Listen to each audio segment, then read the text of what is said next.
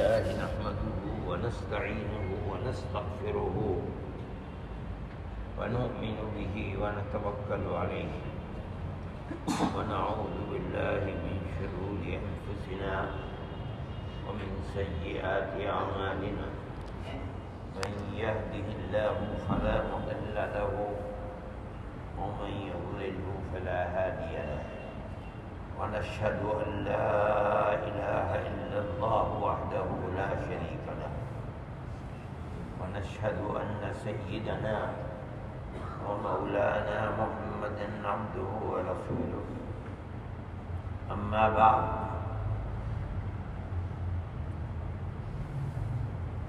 یہ بات چل رہی تھی کہ حضرت سہیل تستری رحمۃ اللہ علیہ ذکر و شغل کرنے والے کے لیے کچھ چیزوں کو بہت زیادہ ضروری فرماتے ہیں اور اہمیت کے ساتھ بیان کرتے ہیں۔ اس میں سے اللہ کی کتاب کو مضبوطی سے پکڑنا، اس کے اندر بار بار یہ بات کہی گئی تھی کہ اس کو اپنا امام بنانا،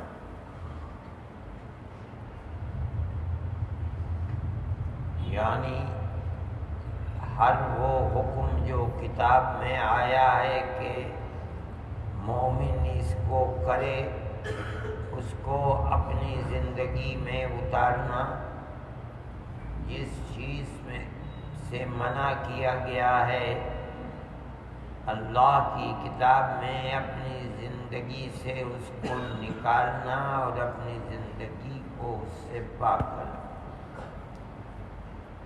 اس کی تلاوت کرنا۔ یہ تو ہر مومن جو 5 وقت کی نماز کم سے کم پڑھتا ہے وہ بھی قرآن کی تلاوت نماز میں کرتا ہے۔ دوسری چیز اتباع سنت تھی۔ اللہ نے اپنے نبی کو دنیا میں نبوت عطا فرمائی اور اس کی زندگی کو مومنین کے لیے اسوہ حسنہ بنایا، نمونہ بنایا کہ اس کو دیکھو، یہ جس طرح نماز پڑھتا ہے تم نماز پڑھو، جس طرح روزہ رکھتا ہے تم روزہ رکھو، جس طرح حج کرتا ہے تم حج کرو، جس طرح یہ تمہارے ساتھ رہتا ہے تم اس طرح دوسروں کے ساتھ رہو۔ یہ اپنے بچے اور بیویوں کے ساتھ جس طرح رہتا ہے تم بھی اپنے اہل و عیال کے ساتھ اسی طرح رہو۔ یہ مطلب ہے کہ اللہ کے نبی کی ذات تمہارے لیے اسوہ حسنہ ہے، اس کو دیکھو اور اپنی زندگی اس کے نقش قدم کے اوپر چلاؤ۔ یہ بھی اللہ کا ذکر کرنے والے کے لیے ضروری ہے۔ اور تیسری چیز جو بہت ضروری ہی ہے، ان 2 میں آ چکی ہو لیکن تخصیص بعد التعمیم کے طور پر سب آ گیا، خصوصیت کے ساتھ اس کو ہم ذکر کرتے ہیں کہ جو کھاؤ حلال کھاؤ۔ اگر حرام کی ذرا بھی آمیزش ہے، ملاوٹ ہے اس کے اندر، اور تم جانتے ہو کیا ہے، اس کو مت پیٹ میں جانے دو۔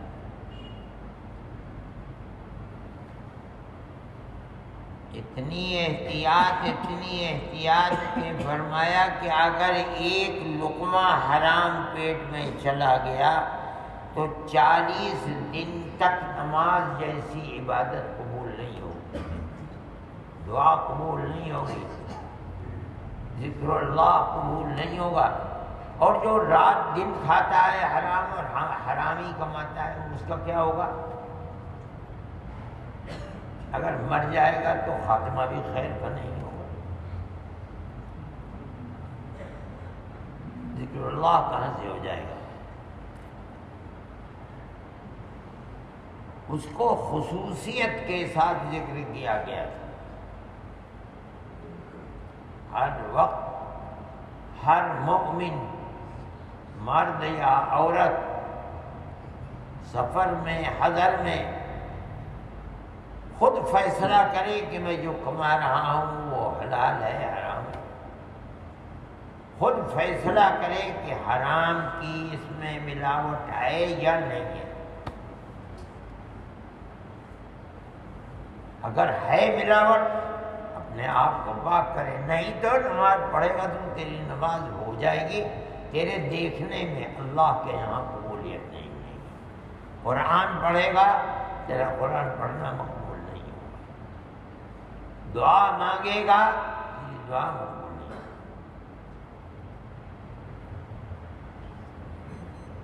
پھر اس کے بعد آیا تھا توبہ، گناہوں کا نہ کرنا۔ ایک اور چیز ادائیگی حقوق، ہر ایک کا حق ادا کرو۔ حق اللہ نے متعین کر دیا، اس کی خدمت کرو، اس کی کرو، اس کی کرو، اس کی کرو۔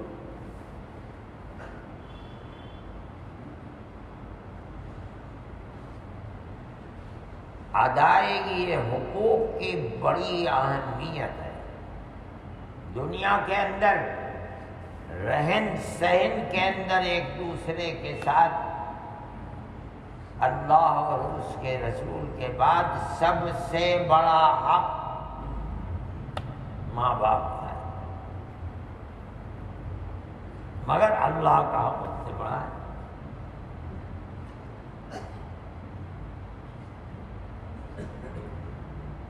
ان دونوں کے درمیان میں اوپر والے کو اوپر رکھنا ضروری ہے، اور جو نیچے ہے اسے نیچا کرنا ضروری ہے۔ یہ نہیں ہو سکتا کہ ان دونوں کے درمیان میں جو فاصلہ ہے اس کو ختم کر دیا جائے، یا اوپر کو نیچے، نیچے والے کو۔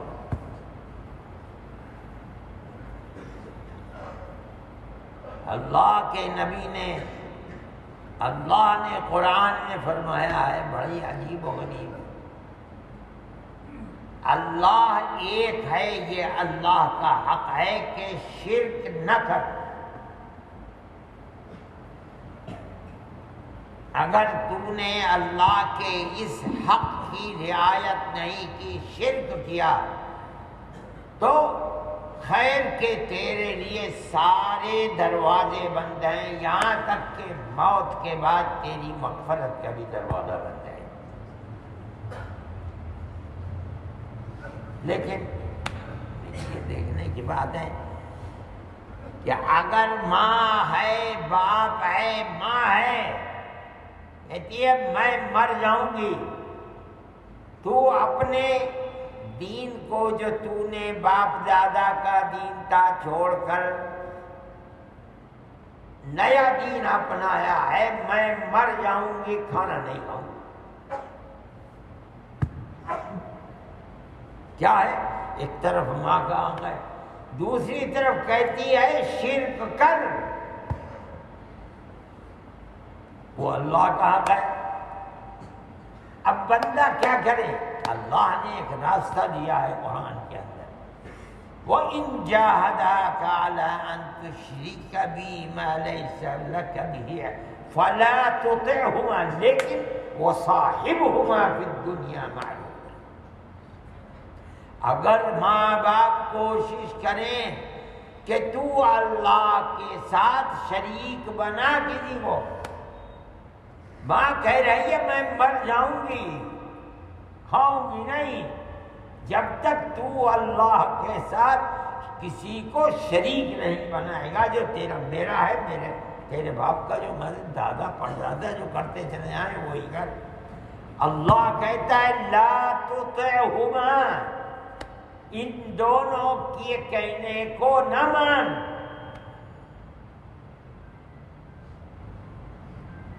اللہ کے مقابلے میں ماں باپ کا حق نہیں چاہے گا، لیکن وصاحبہما فی الدنیا ما، تو اپنا معاملہ ان دونوں کے ساتھ دنیا میں بہترین رکھ. دیکھ ماں ہے، باپ ہے، اسی کے پیٹ سے تو پیدا ہوا ہے، اس نے تجھے اپنی چھاتی سے دودھ پلایا ہے، پالا ہے، لیکن اللہ کے احسانات کے برابر اس کا احسان نہیں ہے. یہ ہے تقابل، حقوق کی ادائیگی، ماں باپ کے بھی حقوق کی ادائیگی. لیکن اگر مقابلے میں ماں باپ کا حق اور سامنے آ جائے اللہ کا حق اوپر ہوگا.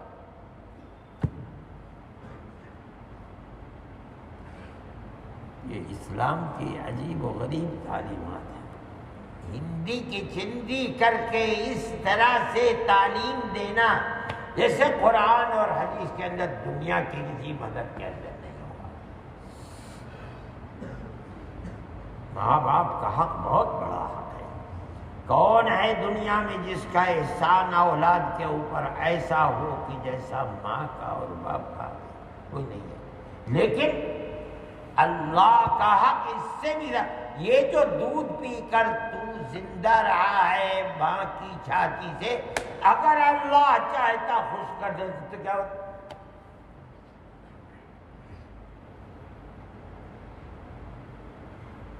اللہ چاہتا تیری پیدائش کے وقت ہی اسے مار دیتا.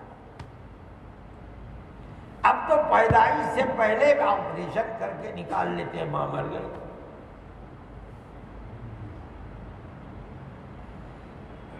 پہاڑ ہے احسانات کا ماں باپ، لیکن پہاڑوں کا پہاڑ ہے اللہ کے احسانات. لا تعد ولا تحصى حقیقتاً. اگر گنو گے اللہ کے احسانات کو تو گن نہیں پاؤ گے. لا تحصوها وإن تعدوا نعمة الله لا تحصوها.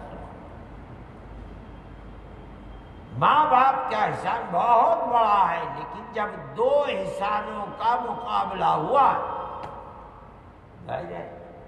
کیا اللہ کے مقابلے میں ماں باپ کو بلندی تھوڑی ملے گی، اللہ کو بلندی ملے گی. لیکن اس ماں کو ماں بنانا، اس کے پیٹ سے پیدا کرنا، پیٹ کے اندر 9 مہینے زندہ رکھنا، اور وہاں بھی بڑھوتری اور تربیت کا ہوتے رہنا، پھر پیدا ہونا، اور اس کے بعد جو ماں باپ نے احسانات کیے ان کے مقابلے میں اللہ کا احسان اس کو کرنا. نبی کریم علیہ السلام کی زندگی کے اندر یہ چیزیں بہت ملتی ہیں. فرماتی ہیں حضرت عائشہ صدیقہ رضی اللہ تعالیٰ کہ ہمارے پاس آتے تھے نبی کریم علیہ السلام، جو ہم کرتے رہتے تھے آگے اسی میں شریک ہو جاتے تھے. گھر کی صفائی ہم کر رہے آتے تھے، آگے اسی میں ہمارا ہاتھ بڑھا. ایسا لگتا تھا کہ جیسے ہم ہی سے محبت ہے، اور جہاں اذان کی آوازیں اس طرح چھوڑ کر چلے جاتے تھے جیسے ہم سے کوئی تعلق نہیں تھا. یہ تقابل، اللہ نے بیوی بچوں کا بھی حق رکھا ہے، اللہ کا بھی حق ہے. اللہ کا حق اس سے بہت بلند ہے.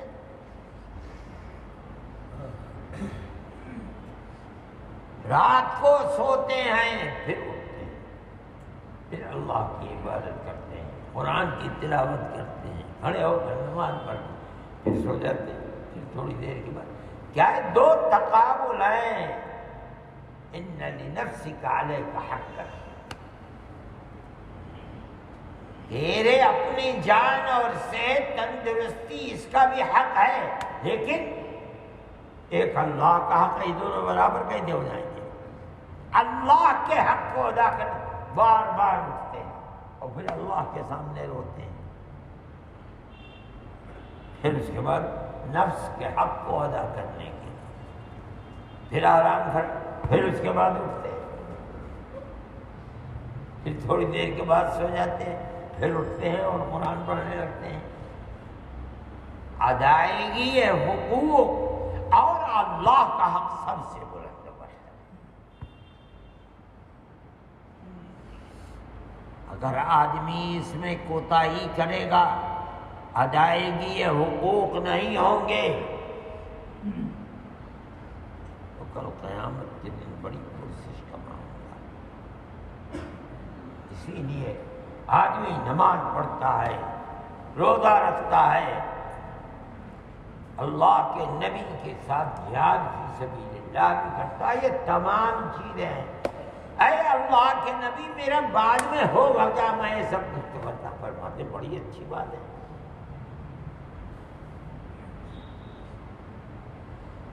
تجھ کو آخرت کے اندر بڑے بڑے بڑے بڑے مدارج ملیں گے، الا ان تعق ابویک، مگر یہ یاد رکھنا اگر تو نے اپنے ماں باپ کی نافرمانی دنیا میں کی ہے تو ماں باپ کی نافرمانی تیرے اور جنت کے درمیان میں دیوار بن کر کھڑی ہو جائے گی۔ حقوق کی بات ہے۔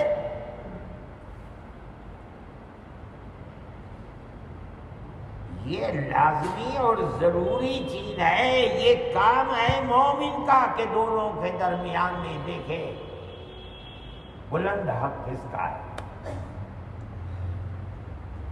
جس کے حق کی اہمیت ہے اس کے سامنے سر جھکا دے۔ اللہ کا ذکر کرنے والے کے لیے جو چیزیں ضروری ہیں وہ میں حقوق کی ادائیگی اور حقوق میں حقوق العباد کی اور حقوق اللہ کی۔ حقوق العباد بہت ہیں،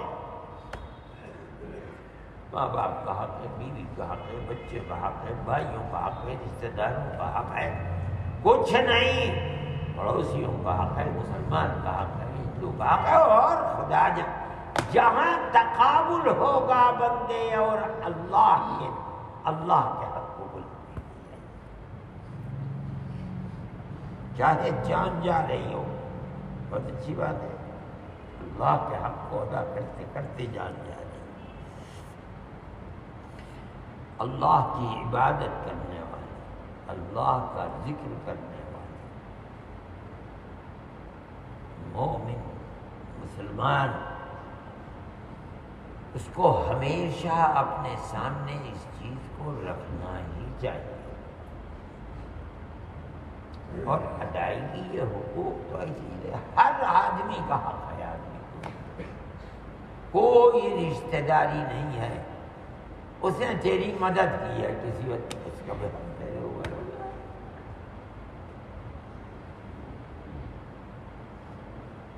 کسی ایک ضرورت کے وقت تیری ضرورت کو پورا کر کے تیرے اوپر حق ہو جائے۔ کوئی بھی نہیں ریل میں سفر کر رہا ہے، بس میں سفر کر رہا ہے، تیرے برابر میں بیٹھا ہے، اس کا بھی حق ہے تیرے۔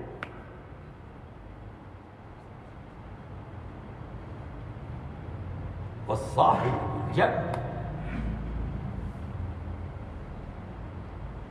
والجار الجنب، قرآن اس طریقے کی چیزوں کو بیان کرتا ہے۔ مومن کا کام ہے کہ وہ حقوق کو جانے اور اس کے بعد ان حقوق کی ادائیگی کرے۔ کچھ نہیں کر سکتا، اللہ سے ہاتھ اٹھا کر دعا کرے، اے اللہ میں غریب ہوں، میں اس کی کوئی مدد نہیں، اس نے کسی وقت میری مدد کی، آپ اس کی مدد کیجیے۔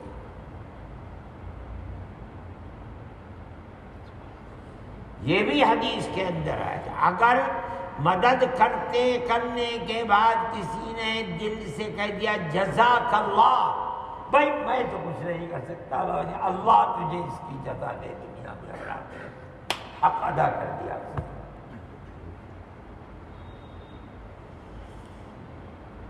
یہ دین ہے۔ لوگ اسلام کو برا بھلا کہتے ہیں کہ اسلام ایسا ہے، ایسا ہے، ایسا ہے، جہادی ہے، قتل ہے، غارت ہے، جانتے ہی نہیں، جاہل ہے، نہ اسلام کو پڑھا ہے نہ جانتے ہیں۔ اسلام سے بہتر تو کوئی دنیا کے اندر مذہب ہے نہیں، اس کو پیش کریں کہ اسلام کے مقابلے کے اندر یہ چیز ہے۔ اسلام نے تو انسان کی زندگی کے کسی گوشے کو بھی پیاسا نہیں رکھا ہے کہ اس گوشے میں ہدایت دے کر کے حق کی ادائیگی کے لیے بات رکھیں گے۔ مومن کے لیے، اللہ کا ذکر کرنے والے کے لیے، عبادت کرنے والے کے لیے، اللہ کی عبادت کر رہا ہے اور جن کے حقوق ہیں ان کے حقوق یہ دیکھنا پڑے گا۔ اگر نہیں دیکھے گا تو اس عبادت کی قبولیت کے اندر فرق پڑے گا۔ اللہ سب کچھ جانتا ہے، دیکھتا ہے، وہ ہمارے عمل کو بھی دیکھتا ہے، ہمارے دل کی کیفیت کو بھی دیکھتا ہے، ہم کیا سوچتے ہیں اس کو جانتا ہے، کوئی چیز تو چھپی ہوئی ہے۔ میرے بھائی یہ رمضان کے دن ہیں، بہت خیر کا زمانہ گزر گیا اور تھوڑا سا رہ بھی گیا ہے۔ ادائیگی حقوق کے بارے میں پیچھے مڑ کے دیکھنا چاہیے۔ اگر حقوق کی ادائیگی میں کمی ہے تو اس کے لیے قدم بڑھانا چاہیے۔ تب جو عبادت کی جا رہی ہے، جو روزہ رکھا جا رہا ہے، بھوک اور پیاس کو برداشت کیا جا رہا ہے اللہ کی رحمت کے حصول کے لیے، تب اس کے اندر گرمی بڑھا۔ اللہ ہم سب کو حسن عمل کی توفیق عطا فرمائے، حقوق کی ادائیگی کی فکر عطا فرمائے، اور اس طرح ہماری دنیا کو بھی آباد فرمائے، ہماری آخرت کو بھی۔ صلی اللہ تعالی۔ Thanks for watching. Don't forget to like, comment, share and subscribe to Al Wahid channel.